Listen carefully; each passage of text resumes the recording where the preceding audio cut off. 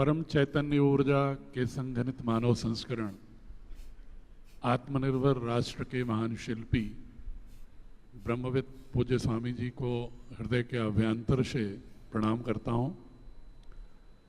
सभी विद्वान सन्यासी भाइयों बहनों में अनुस्यूत पर ब्रह्म को प्रणाम करता हूँ। चार्टर्ड अकाउंटेंसी संसार के विश्व पितामह आदरणीय गिरीश आहूजा जी को प्रणाम करता हूँ। सभी यहाँ उपस्थित आरोग्य साधकों की सकारात्मक ऊर्जा को प्रणाम करता हूँ और आस्था से जुड़े हुए सभी निष्ठावान दर्शकों की श्रद्धा और आस्था को प्रणाम करता हूँ। जैसा भी पूज्य स्वामी जी अपने उद्बोधन में, अमृत उद्बोधन में कह रहे थे कि कल हर हाथ में तिरंगा के कार्यक्रम को जिस तरह विभिन्न धर्म, पंथ, विश्वास और समुदायों के साथ समावेशन की भावना के साथ, इंक्लूजन के साथ स्वामी जी ने सुदूर ग्राम्यांचलों में भी अलग जगाई, पूरे देश में तो जगाई ही, स्वयं ऐसे समुदाय के मध्य बहुत ही सहजता के साथ उस भीड़ में गए जिनके विषय में कभी कभी कुछ लोग उनकी निष्ठाओं पर प्रश्न उठाते हैं, लेकिन कल के स्वामी जी के जो अभियान से यह स्पष्ट होता है कि इस देश का प्रत्येक नागरिक स्वयं को राष्ट्र का नागरिक, राष्ट्र की इकाई समझता है। आवश्यकता है उसमें उस प्रकार के जन जागरण की, उसके भीतर के स्व की जागृति की, जो पूज्य स्वामी जी जैसे महान संतों द्वारा ही संभव है। इससे पहले कि मैं भारतीय शिक्षा बोर्ड के विषय में विस्तार से बताऊं, बहुत ही संक्षेप में मैं कल के जो आज़ादी के अमृत महोत्सव, स्वतंत्रता दिवस 76वें दिवस पर जो हम आयोजन कर रहे थे 75 वर्ष पूर्ण होने के बाद, जिस तरह से पूरे देश में एक त्योहार के रूप में मनाया गया, मैंने भी अपने 62 वर्ष के जीवन में पहली बार ऐसा उमंग, उल्लास और उत्साह देखा कि ऐसा लग रहा था कि हम एक संदेश देना चाहते हो पूरी दुनिया को कि अब ये भारत को महाशक्ति बनने से कोई रोक नहीं सकता। हम एकता, अखंडता के प्रतीक हैं और हम ऋषि ऋषिकाओं की संतान हैं और एकजुट होकर के संकल्पित हो रहे हैं कि हम राष्ट्र का निर्माण में अपनी ऊर्जा को सन्निध करेंगे। बस एक सुझाव के रूप में विमर्श का एक बिंदु आपके समक्ष जरूर खड़ा करना चाहता हूं कि ऐसा क्यों होता है कि अभी भी राष्ट्रीय पर्वों को मनाने के लिए हमें माननीय प्रधानमंत्री के स्तर के या परम पूज्य स्वामी जी के स्तर के महान संतों के आह्वान की आवश्यकता होती है? क्यों शासनादेशों की आवश्यकता होती है? क्यों विभिन्न गवर्नेंस के जो सेंटर हैं, जिलाधिकारी, मंडलायुक्त, मुख्य सचिव के स्तर पर बैठकें आयोजित करने की आवश्यकता होती है विभिन्न समुदायों, संगठनों की? जबकि जो हमारे पंथ विश्वास से जुड़े हुए त्यौहार हैं उनमें तो किसी भी शासनादेश की आवश्यकता नहीं होती। होली है, दिवाली है, न तो होली पर आवश्यकता होती है, न दिवाली पर होती है, न रक्षाबंधन पर होती है, न ईद पर होती है, न बकरीद पर होती है, न क्रिसमस पर होती है। इसमें शासनादेशों की आवश्यकता क्यों पड़ती है? इसका मतलब यह है कि हमारी शिक्षा पद्धति ने ऐसा दोष है जो हमें राष्ट्रीय पर्वों को अपनी सहज संवेदना का अंश बनाने में दक्ष नहीं कर पाया। यदि हम इन राष्ट्रीय पर्वों को सर्वश्रेष्ठ पर्व के रूप में माने, मैं नहीं कहता कि अपने पंथ और विश्वास के धर्मों को कम उल्लास से मनाना चाहिए, बल्कि उन्हें भी पूर्ण आनंद के साथ, उल्लास के साथ मनाना चाहिए, क्योंकि वह हमारी सांस्कृतिक परंपरा और विरासत को आगे बढ़ाता है, हमारे अंदर आत्मविश्वास जागृत करता है, हमारी सभ्यता और संस्कृति के प्राचीन और आधुनिक के बीच में जुड़ाव पैदा करता है। लेकिन जो भी हम त्योहार मनाते हैं अपने पंथ विश्वास में मूलतः 3 आधारों पर मनाते हैं। या तो असत्य पर सत्य की विजय के रूप में, किसी कथानक घटनाक्रम को आधार बनाकर या किसी महापुरुष को सदियों तक एक महानायक के रूप में हमें प्रेरणा देने के व्यक्तित्व के रूप में स्थापित करते हुए मनाते हैं, या हम ऋतु परिवर्तन के साथ समायोजन और प्रकृति के साथ तादात्म्यकरण की विधा के रूप में त्यौहार मनाते हैं। हम लोगों से हमेशा ये निवेदन करते रहे हैं व्यक्तिगत स्तर पर कि ये राष्ट्रीय पर्व जिस दिन ऐसा साम्राज्य जिसमें सूर्यास्त नहीं होता था, मैं ब्रिटिश कॉलोनी की बात कर रहा हूं, जिस दिन वह इस देश को हमारे शहीदों और हमारे स्वतंत्रता संग्राम के महानायकों और आम जनता की जो प्रतिबद्धता थी स्वतंत्रता के प्रति, उसके कारण छोड़कर जाना पड़ा, वह क्या किसी अन्य असत्य पर सत्य की विजय की प्राचीनतम घटनाओं से कम महत्वपूर्ण है क्या? मेरा मानना है कि बिल्कुल ये पर्व भी उससे ही अधिक महत्वपूर्ण है, क्योंकि इस दिन हमें श्वास स्वतंत्रता की लेने की एक अवसर मिला था महान सेनानियों के निष्ठा और कर्तव्य के आधार पर। पूज्य स्वामी जी, मैं हमेशा लोगों से निवेदन करता हूं कि जब हम अपने त्योहारों को व्रत, रोजा, फास्टिंग, मैं सभी पंथों की बात कर रहा हूं, या दान, जकात, चैरिटी, प्रार्थना, नमाज और प्रेयर अपने व्यक्तिगत और पारिवारिक जीवन के लिए करते हैं, तो क्यों नहीं राष्ट्रीय पर्वों पर भी हम यज्ञ, व्रत, उपवास, दान करते हुए परब्रह्म से हम याचना क्यों नहीं कर सकते कि हमारे राष्ट्र को शक्तिशाली बनाएं, और जो हमारे पूर्वजों ने हमें स्वतंत्रता एक उपहार के रूप में अपने बलिदान को देने के बाद दिया है, उसको हम कृतज्ञतापूर्वक नमन करें। इसके लिए मैं एक हमेशा ये भी, जहाँ भी मैं जिलाधिकारी रहा पूज्य स्वामी जी, या कमिश्नर के रूप में रहा, जहाँ पर जनता से सीधा जुड़ाव था, उनसे मैं हमेशा एक अनुरोध करता था, और मुख्यतः इसमें बच्चों ने बढ़ चढ़ के भागीदारी की थी कि आप 15 अगस्त और 26 जनवरी की पूरी संध्या पर शहीदों को नमन करने के लिए एक दीप जरूर जलाएं, दिवाली के रूप में उनकी श्रद्धा उनके प्रति अर्पित करें। और 15 अगस्त तो वर्षा काल का समय है, उस दिन एक दीप शहीदों के नाम और एक वृक्ष राष्ट्र के नाम, कम से कम एक वृक्ष जरूर लगाएं, जो हमें निरंतर हमारे राष्ट्र के क्लाइमेट को, जलवायु को उचित रखेगा।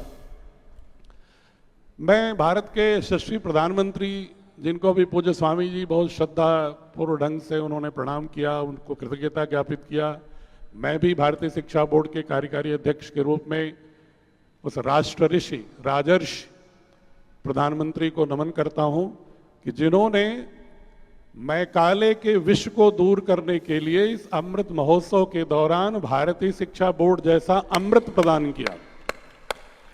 ये भारतीय शिक्षा बोर्ड मैकाले के विष के समाधान के लिए एक अमृत के रूप में है, और ये अमृत महोत्सव में ही आज़ादी के 75 साल हो गए, लेकिन माननीय प्रधानमंत्री ने पहली बार एक ऐसा बोर्ड स्थापित किया जो मैकाले की सारी अवधारणाओं को ध्वस्त करते हुए चरित्र निर्माण, नेतृत्व निर्माण की एक नई बयार बहाए। आप कुछ लोग ये सोच सकते हैं कि मैं मैकाले का विष क्या सिर्फ भावात्मक रूप से कह रहा हूं, या इसके पीछे कोई ठोस प्रामाणिक आधार है। मैं आपको संक्षेप में बताना चाहूंगा, अगर मैकाले की पद्धति का दोष देखिए, तो मैकाले ने जो शिक्षा पद्धति विकसित किया अब से लगभग 190 वर्ष पूर्व, उसके मुख्य जो घटक थे, वो पहला ये था, कम वेतन वाले, ईस्ट इंडिया कंपनी और ब्रिटिश की अवधारणा से मेल खाने वाले मानस वाले ऐसे ब्यूरोक्रेसी के निचले स्तर पर कर्मचारियों को उत्पन्न करना, जिससे उन्हें छोटे पदों के लिए ब्रिटेन से मानव संसाधन को आयातित न करना पड़े, उन पर बोझ कम पड़े। उनका उद्देश्य ही ऐसा मानस गठन करना था कि हम सिर्फ नौकरी परक व्यक्तित्व हो हमारा, हम नौकरी करने वाले हों, हमारे अंदर किसी प्रकार का नेतृत्व नहीं है। पूज्य स्वामी जी हमेशा एक बात कहते हैं, नौकरी नहीं नेतृत्व चाहिए। प्रत्येक क्षेत्र में नेतृत्व करने वाले हमें व्यक्तित्वों के गढ़ने की आवश्यकता है। दूसरा, मैकाले का विष जो सबसे बड़ा था, वो अक्सर कहा करता था कि भारत में जितने भी शास्त्र हैं, अगर उनको हम रखना चाहें एक जगह, तो लंदन की सेंट्रल लाइब्रेरी का एक शेल्फ ही काफी है।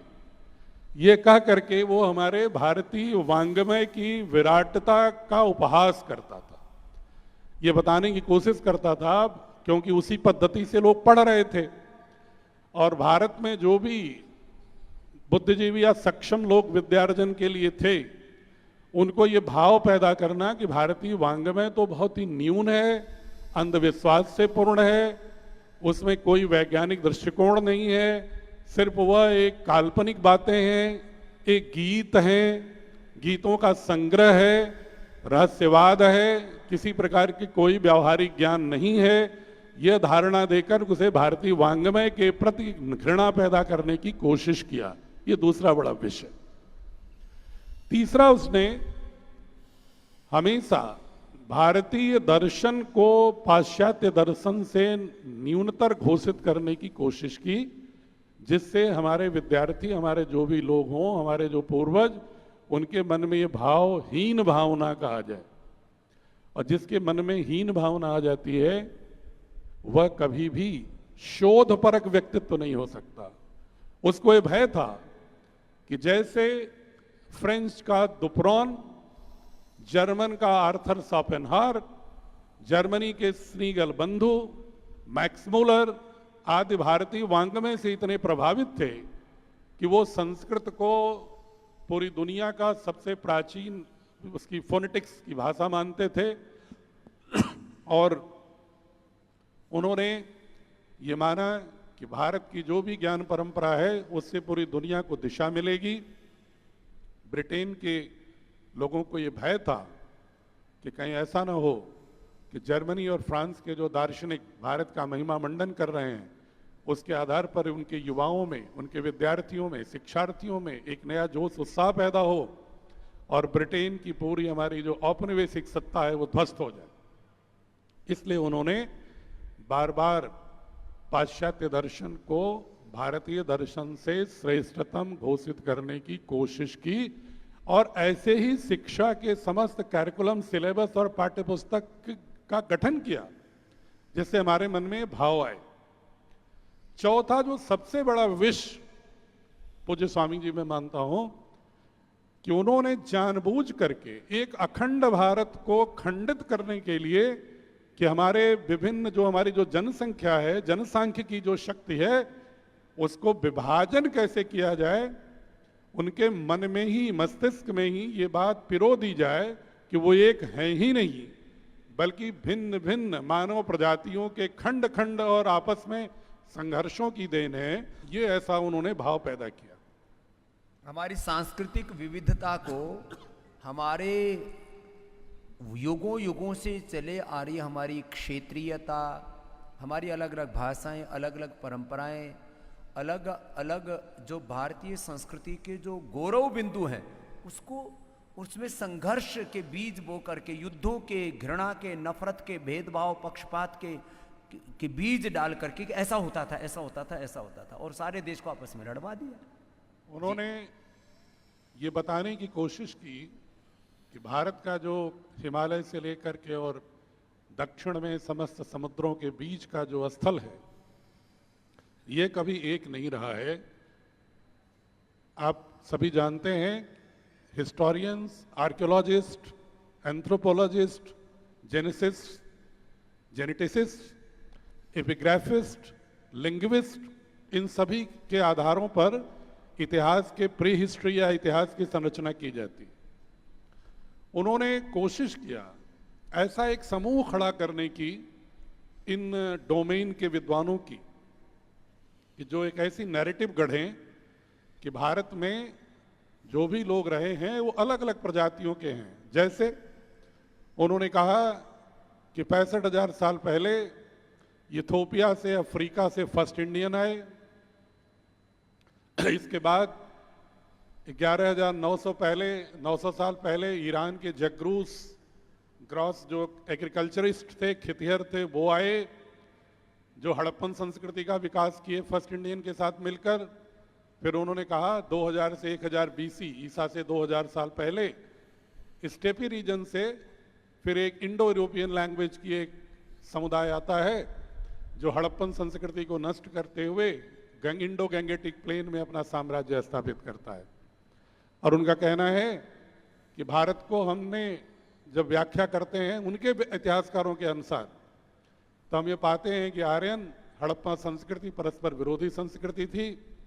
द्रविडियन और नॉर्थ इंडिया, साउथ इंडिया का ASI और ANI, archaeological anthropological north Indian, anthropological south Indian कह के उन्होंने पहली फॉल्ट लाइन दरार पैदा की।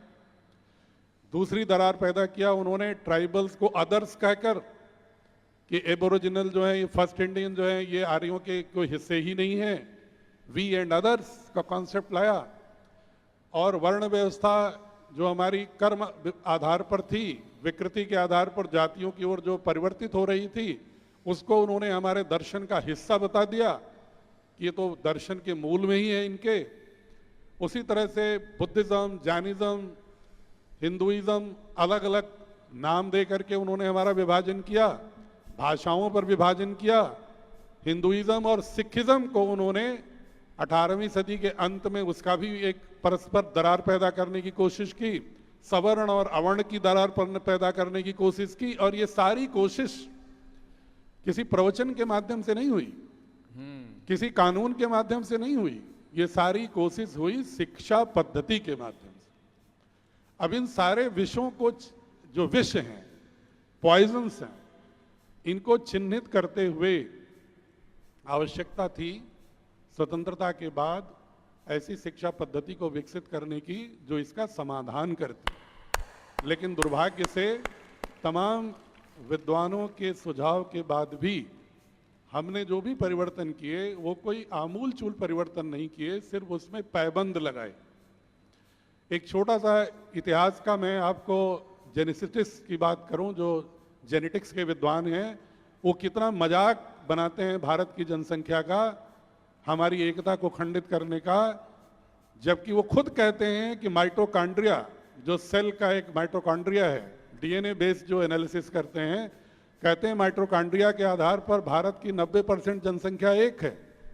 लेकिन अब उनको था कि हमें भेद पैदा करना है, तो उसमें एक नई थ्योरी ला दी है कि वाई क्रोमोसोम का जब अध्ययन करते हैं ईरान और स्टेपी रीजन और आर्यंस के बीच में, तो हमें ऐसा लगता है कि 40% से ज्यादा लोग वाई क्रोमोसोम के समान नहीं हैं। ये बिल्कुल वाहियात, बिल्कुल बेकार के तर्क, जिससे कि लगे कि बड़ा वैज्ञानिक तर्क है और लोगों को बड़ा कन्विंसिंग लगे, और हमारे बीच में दरार पैदा करने की एक विष पैदा कर दिया उन्होंने। इन सारे विषयों का समाधान हम भारतीय शिक्षा बोर्ड में करने जा रहे हैं। अच्छा, एक बात और है, माइटोकॉन्ड्रिया कहते हैं 90 से 99% अलग अलग क्षेत्रों का मिलता है, और ये भी कहते हैं कि भाई भारत की सीमाएं बहुत दूर तक थी। हम तो कहते हैं इराक, ईरान, और ये जहां से कहते हैं ये 65,000 साल पहले कहां से आदमी चला था, इथोपिया तक भारत की सीमाएं थी। तो हम बाहर से कहां से आए? सारी दुनिया ही हमारी थी, हम बाहर से आए कहां से? अब ये बात बच्चों को पढ़ा दी जाए कि सारी दुनिया में हम थे, और हम सारी दुनिया में कहीं भी आ जा सकते हैं, हमारा देश था। अब ये कॉन्सेप्ट आपको एक अखंड भारत के विचार में लेकर के जाता है, भारत के गौरव में लेकर के जाता है, और बाकी विचार आपको आक्रांता और देश में विभाजन और घृणा, नफरत पैदा करता है। जी, कल पूज्य स्वामी जी आपने भी उन्हीं विषयों को उषा काल में उठाया था, और हमारे यशस्वी प्रधानमंत्री जी ने भी पंच प्राण शक्ति और 5 प्रण की बात की थी, जिसमें से उन्होंने पहले प्रण की बात की, विकास, समृद्ध, विकसित राष्ट्र। दूसरे उन्होंने प्राण शक्ति की बात की कि हमारे मन के किसी भी कोने में गुलामी की सोच ना हो, पूर्ण स्वाधीनता, जिसको अभी पूज्य स्वामी जी कल भी कह रहे थे, आज भी कह रहे हैं। तीसरी बात उन्होंने की कि हमें एकता और एकजुटता, हमारी सांस्कृतिक विविधता पर गर्व होना चाहिए। चौथी बात उन्होंने की कि हमें अपनी विरासतों के साथ आगे बढ़ने की प्रवृत्ति विकसित करनी चाहिए। पांचवी बात उन्होंने पांचवी प्राण शक्ति की बात की कि हमें कर्तव्य बोध होना चाहिए। इन पांचों प्राण शक्तियों को क्रियान्वित करने के लिए मैं पुनः यही कहूंगा कि किसी भी राष्ट्र की जो शिक्षा पद्धति होती है वही उसको प्राण देती है, और यह प्राण देने की क्षमता भारतीय शिक्षा बोर्ड के पाठ्यपुस्तकों में, पाठ्यक्रमों में, पेडागॉजी में, मूल्यांकन पद्धति में हम लोग ला रहे हैं। बहुत सारे लोग, कल एक दो फोन ऐसे आए मेरे पास, पूज्य स्वामी जी, उन्होंने कहा कि यशस्वी प्रधानमंत्री जी ने भारतीय शिक्षा बोर्ड का गठन क्यों किया जब सीबीएसई थी। तो वो तो भारत सरकार का एक उपक्रम है, तो वो इस एजेंडे को लागू कर सकता था। तो मैंने उनको बहुत ही विनम्रतापूर्वक बताया कि हमारे प्रधानमंत्री जी रचनात्मक स्पर्धा में विश्वास करते हैं। वो अनुभव करते थे कि चूंकि पूज्य स्वामी जी 9 वर्षों से इन्हीं पंच प्राण शक्तियों और अन्य अनेक घटकों पर पूरे राष्ट्र के चरित्र के निर्माण की बात करते आए हैं, और ऐसी शिक्षा पद्धति जो हमारी सांस्कृतिक जड़ों से जुड़ी हो, हमारी सांस्कृतिक विविधता को ताकत मानती हो, उसको कमजोरी न मानती हो, ऐसी चीजों को लाने के लिए, ऐसे शैक्षणिक विकल्प को लाने के लिए, ऐसी शैक्षणिक स्वाधीनता लाने के लिए प्रयासरत हैं। तो उनके मन में ये संकल्प जरूर आया होगा माननीय प्रधानमंत्री जी के कि क्यों ना हम एक स्वस्थ स्पर्धा के लिए एक अन्य ऐसे प्राइवेट बोर्ड का भी गठन कर दें, जिससे कि स्पर्धात्मक गति के साथ ये हमारी जो पंच प्राण शक्ति है इसको गति मिल जाए। हमने कहा इसलिए उन्होंने किया। और हमारी जो सोच है भारतीय शिक्षा बोर्ड के विषय में, पूज्य स्वामी जी की जो अवधारणा है समग्र विकास, जैसे हम जब विकास की बात करते हैं तो कभी कभी हम पाश्चात्य देशों की विकास के साथ अपना समानांतर तलाशने लगते हैं। जब उनसे हम समानांतर तलाशेंगे तो ऐसे विज्ञान पर आधारित वह विकास हुआ है जो आर्थिक विषमता को जन्म दिया, जो श्रम के शोषण को जन्म दिया, पूंजी के संकेंद्रण को जन्म दिया, जिसने युद्ध को बढ़ावा दिया, जिसने औपनिवेशों को बढ़ाने को बढ़ावा दिया, शांति को बढ़ावा नहीं दिया, जिसने प्रतियोगिता और स्पर्धा को नहीं प्रतिद्वंदिता को बढ़ावा दिया, जिस शिक्षा पद्धति ने, जिस दर्शन ने पाश्चात्य के बच्चों के मन में अवसाद लाया, बच्चों को आक्रामक बनाया, जिनके व्यक्तित्व को अस्त व्यस्त कर दिया, एक खंडित व्यक्तित्व के रूप में छात्रों का निर्माण किया, और ऐसा विकास का मॉडल जिसने प्रकृति बिल्कुल ही त्राहिमाम करने लगी। हम प्रकृति को अपना दासी मानने लगे, जो हमारे दर्शन में, भारतीय दर्शन में जो एक प्रकृति को साहचर्य के साथ जीवन जीने की, सहयात्री होने की, जीवन की, उसका एक अभिन्न अंश होने की, ईशा वास्यविदम सर्वम यत्किंचित जगत्याम जगत की अवधारणा से जीने की प्रवृत्ति है। तो हम विकास तो करेंगे राष्ट्र का, लेकिन ऐसे युवा का निर्माण करेंगे, ऐसे शिक्षा के माध्यम से गढ़ेंगे कि जो ऐसे विकास का प्रारूप विकसित करें जो प्रकृति और संस्कृति के साथ हो, जैसा कि पूज्य स्वामी जी की मूल संकल्पना है। उसके साथ भारतीय शिक्षा बोर्ड को ले जाएंगे। और एक बात ये सीबीएसई के बारे में और कह देते हैं। सीबीएसई में दरअसल बहुत, मतलब ये कब का बना हुआ है, ये आज़ादी के पहले का है, 1920 के। हाँ, ये अंग्रेजों के वक्त का बना हुआ है। तो इसकी अंग्रेजियत, इसके भीतर की जो है, जो इसमें जो कम्युनिस्ट थॉट प्रोसेस और जो आयातित संस्कृति के प्रति, आयातित विचारों के प्रति जो एक बहुत आकर्षण है, उसमें जो मोह पाश है, उससे इसको निकालना बड़ा मुश्किल है। सीबीएसई की एक लाइन चेंज करते पूरे देश में बखेड़ा होने लगता, बहुत बुरी तरह से राजनीतिक तौर पर। लेकिन और जब हम भारतीय शिक्षा बोर्ड के माध्यम से सत्य न्याय पर आधारित और स्वाधीनता पर आधारित एक नया पाठ्यक्रम घड़ रहे हैं, और जो भी इस देश के संविधान और देश के कानून और जो शिक्षा के जो मापदंड बने हुए हैं उन सब के अनुरूप तो आप देखना जब ये नया पाठ्यक्रम पूरा का पूरा लगभग तैयार हो चुका है, जब ये पढ़ा जाएगा, तब मैं तो कहता हूं पूरे देश में एक आजादी का नया आंदोलन सच्चे अर्थों में शुरू होगा। सच्चे अर्थों में हम आजाद होंगे, वैचारिक तौर पर, भावनात्मक तौर पर। बहुत सारे जो भ्रम हैं, भ्रांतियां हैं और बहुत सारे पाखंड जो चल रहे हैं शिक्षा में, वो सारे ध्वस्त हो जाएंगे। इतना बड़ा ये कार्य है। अभी इससे मैंने तो पूछा था, स्टेट बोर्ड से ज़्यादा जुड़े हुए होते हैं स्कूल्स, ज़्यादातर सीबीएसई से कितने स्कूल जुड़े हुए हैं? 25,000 स्कूल जुड़े हैं। हमारा तो सपना है धीरे धीरे हम 25,000 से तो शुरू करेंगे अपनी यात्रा, और सपना तो हमारा है कि हम देश के हर गांव के, हर गली मोहल्ले के स्कूल को जोड़ दें, लाखों स्कूलों को जोड़ दें। कभी ना कभी हम जरूर इसमें कामयाब हो जाएंगे। हम विकास तो चाहते हैं, लेकिन हम ऐसे युवाओं के माध्यम से विकास के प्रारूप को बदलना चाहते हैं जिसमें मूल्य आधारित विकास हो। मूल्य आधारित कौन से मूल्य हो? जो हमारे गीता के 16वें अध्याय में दैवी संपत्ति के रूप में वर्णित है, पतंजलि योग दर्शन में यम नियम के रूप में वर्णित है, मनुस्मृति में दशकम धर्म लक्षणम के रूप में है, वैदिक मंत्रों में अभ्युदय निश्रेयस के समन्वय के रूप में है, जिसमें बुद्ध के अष्टांग भी हैं, जैन के सत्य, हिंसा, अस्तेय, अपरिग्रह और ब्रह्मचर्य है। इन समस्त महाभारत और रामायण, रघुवंश में वर्णित, महाभारत के शांति पर्व में वर्णित जिन मूल्य बोधों की चर्चा है, उन समस्त मूल्यों के समुच्चय को और वैश्विक नागरिक के रूप में यूएनओ के चार्टर में जितने भी आधुनिक मूल्य, आधुनिक टर्मिनोलॉजी भाषा में हैं, उन सब सारे मूल्यों के समुच्चय को एक साथ देखते हुए और शिक्षण पद्धति को एक्सपीरियंशियल लर्निंग, होलिस्टिक लर्निंग के साथ, एक्टिविटी बेस्ड लर्निंग के साथ हम बच्चों को इस रूप में ले आएंगे कि वे एक समृद्ध राष्ट्र, समता मूलक राष्ट्र भी, संस्कृत मूलक राष्ट्र का निर्माण कर सकें, वैश्विक नागरिक हो सकें, भारतीय दृश्य के साथ हो सकें।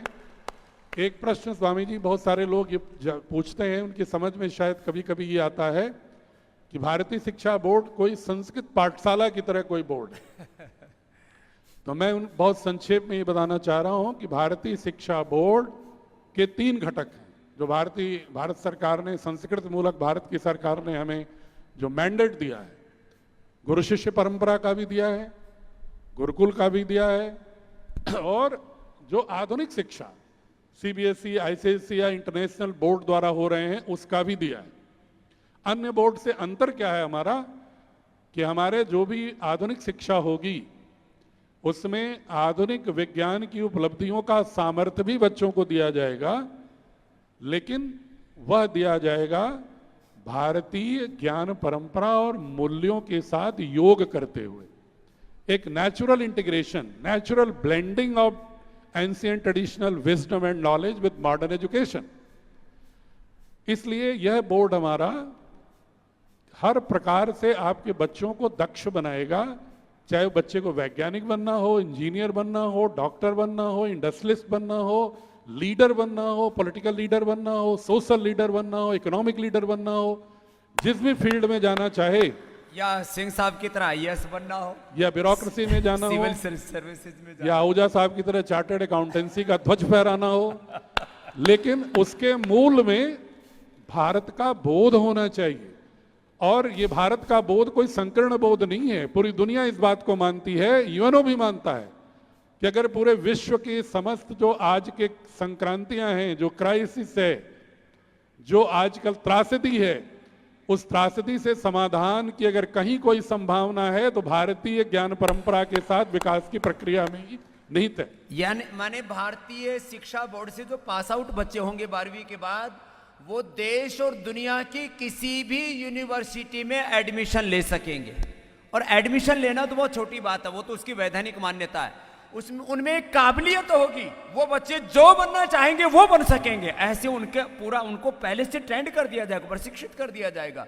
माने मैथ है, साइंस है, बायोलॉजी है और जितने भी आर्टिफिशियल इंटेलिजेंस है, मॉडर्न टेक्नोलॉजी है, सब कुछ उनको बताया जाएगा। लेकिन Hindi, Sanskrit, English literature, social science और हिस्ट्री, ये 4 सब्जेक्ट ऐसे होंगे जिनके माध्यम से उसका मानस बनेगा।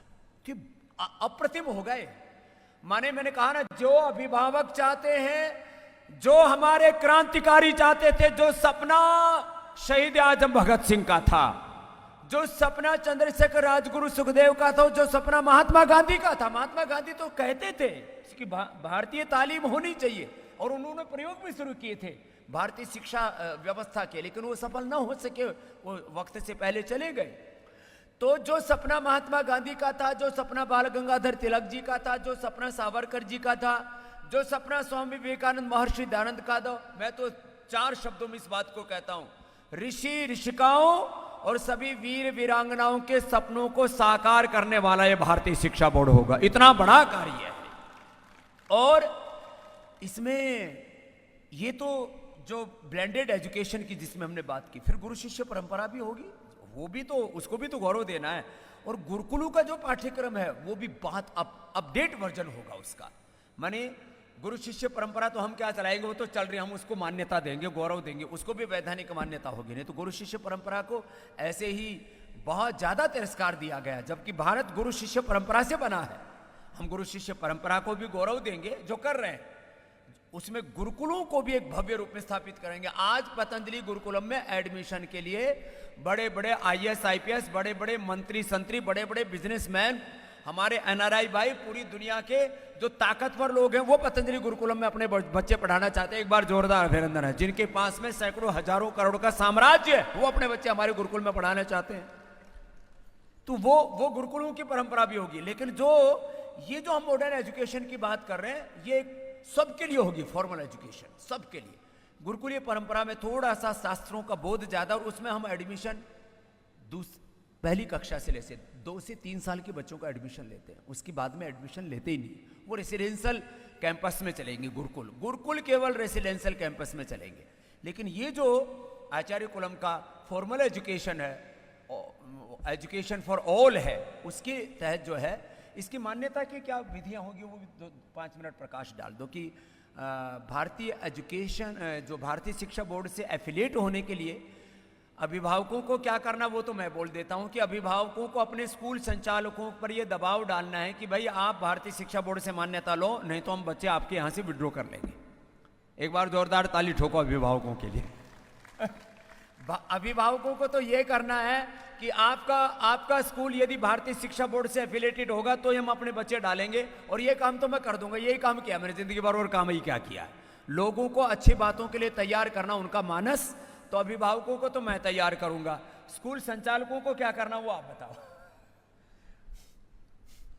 स्वामी जी, ये जो भारतीय शिक्षा बोर्ड है, ये मैं अपने दर्शकों को बहुत ही विनम्रतापूर्वक बताना चाह रहा हूं कि 3 अगस्त को भारत सरकार की अधिकृत संस्था ने, भारत सरकार ने भारतीय शिक्षा बोर्ड को देश के समस्त सेंट्रल और स्टेट बोर्ड के समकक्ष वैधानिक रूप से कर दिया। इसकी वैधानिक मान्यता। इसलिए अब ये जैसे CBSE ICSE की मान्यताएं लोग बोर्ड से लेते थे और सारे राज्य सरकारें उनको NOC देती थी, वही प्रक्रिया भारतीय शिक्षा बोर्ड के बारे में भी अपनाई जाएगी। भारतीय शिक्षा बोर्ड की वेबसाइट है bsb.org.in। उस पर जाने पर सभी स्कूल के संचालकों को फॉर्म भी उस पर उपलब्ध है, वो उस पर एक ऑनलाइन एप्लीकेशन दे सकते हैं। उसमें जो बेसिक आवश्यकताएं हैं, हर राज्य सरकार अपनी एक नियम प्रक्रिया बना रखी है, क्योंकि शिक्षा कॉन्करेंट लिस्ट में है, समवर्ती सूची में है। 3 सूची है ना संविधान में विभिन्न कार्य क्षेत्रों की, केंद्रीय सूची, समवर्ती सूची और राज्य सूची। समवर्ती सूची में भारत सरकार को अधिकार होता है, लेकिन उसमें कुछ नियम बनाने की छूट राज्य सरकारों को भी होती है। इसलिए राज्य सरकारें अपनी भौगोलिक स्थिति और अपनी शैक्षणिक पृष्ठभूमि को देखते हुए कुछ नियम बनाते हैं कि इतनी जमीन होनी चाहिए, इतने कक्ष होने चाहिए। जैसे उत्तराखंड और आसाम में भौगोलिक स्थिति ऐसी है कि वहाँ पर 2 एकड़ लैंड समतल नहीं मिल सकती, फिर ट्राइबल एरिया में नहीं मिल सकती, लेकिन यूपी में, बिहार में मिल सकती है, गुजरात में मिल सकती है, मध्य प्रदेश में मिल सकती है। तो वो ये जो क्षेत्रफल है या जो स्थान है, इसके मानक निर्धारित हैं, वो हमारी वेबसाइट पर अंकित है, आप उसको पढ़ लें और उसके आधार पर अप्लाई करें। उत्तराखंड में हम तत्काल मान्यता दे सकते हैं एफिलिएशन, बाकी स्टेट्स में उनके एनओसी देने वाले बोर्ड की सूची में वो हमारे नाम को भी पोर्टल में डाल दें। इसके लिए सभी चीफ सेक्रेटरीज को पत्र चला गया, मुझे लग रहा है कि ये औपचारिकता भी 1 आध महीने में पूरी हो जाएगी। इसके बाद हम अगले एकेडमिक सेशन से 1 अप्रैल 2023 से पूरी तौर से विद्यालयों को अपने अनुसार, अपनी गाइडलाइन के अनुसार योग अध्यात्म को केंद्र में रखते हुए, संस्कृत को केंद्र में रखते हुए, एक बिंदु बहुत संक्षेप में स्वामी जी आपकी अनुमति से बताना चाहूंगा कि बहुत सारे लोग ये सोचते हैं कि ये ऐसा तो नहीं मेरा बच्चा भारतीय शिक्षा बोर्ड में जाने पे अंग्रेजी भाषा में पिछड़ जाए। एक अभिभावकों का बहुत एक मन में शंकाएं रहती हैं, कुछ फोन भी कल आए थे। उनको मुझे बताना है कि भारत सरकार ने जो त्रिभाषा फार्मूला रखा है, हमने उसमें संस्कृत को तो अनिवार्य इसलिए किया है कि भारत की व्यापक विशाल ज्ञान संपदा संस्कृत के वांग्मय में ही निहित है। इसलिए जो व्यक्ति संस्कृत नहीं जानता वह अपने भारत की ज्ञान परंपरा को सतह पर स्पर्श कर सकता है, गहरी डुबकी नहीं लगा सकता। और संस्कृत पढ़ने से बुद्धि का भी सहज विकास होता है, बौद्धिक प्रतिभा का भी एक बड़ा तत्व है। वो इसलिए तत्व है स्वामी जी कि जो दुनिया का पहला फोनेटिक्स, पहला व्याकरण किसी भाषा का हुआ तो संस्कृत का हुआ। और आज कंप्यूटर के वैज्ञानिक भी मानते हैं, आर्टिफिशियल इंटेलिजेंस के लोग भी मानते हैं कि सबसे सहज भाषा टेक्नोलॉजी के लिए अगर कोई है, वैज्ञानिक है, तो संस्कृत है। तो संस्कृत इसलिए अनिवार्य रखा गया है। लेकिन हमने संस्कृत, हिंदी, इंग्लिश और रीजनल लैंग्वेज, हर स्टेट की रीजनल लैंग्वेज भी हमारे यहाँ सम्मान मिले, इन 4 भाषाओं में से किन्हीं 3 भाषा को लेना है। और इसके अलावा हम स्पेनिश, जर्मन और फ्रेंच को भी कक्षा 1 से लेकर कक्षा 8 के बीच में कुछ महीनों का इतना कोर्स चला देंगे कि उसे बेसिक फंडामेंटल जानकारी उन भाषाओं की भी हो जाए। ऐसा क्यों?